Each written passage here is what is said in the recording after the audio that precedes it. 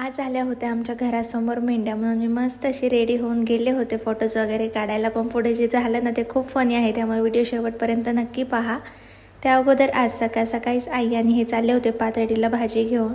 त्याच्यानंतर मग मी लगेच स्वयंपाक करून घेतला. मस्त शेवभाजी आणि भाकरी बनवली होती आणि त्याच्यानंतर कामावरल्यावरती रेडी झाले आणि गेले समोर मेंढ्यांमध्ये फोटो काढायला.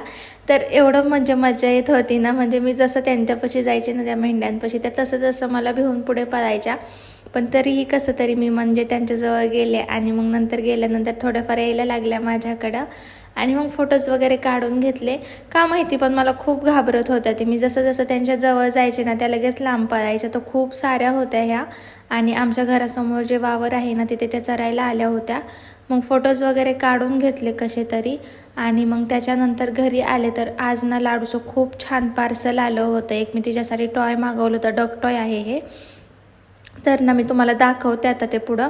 पहिले तर मी त्याची अनबॉक्सिंग करून घेतली आणि मग यांनी त्याला मस्त जोडून दिलं आणि त्याच्यानंतर थांबा मी तुम्हाला दाखवते आता ते कसं होतं.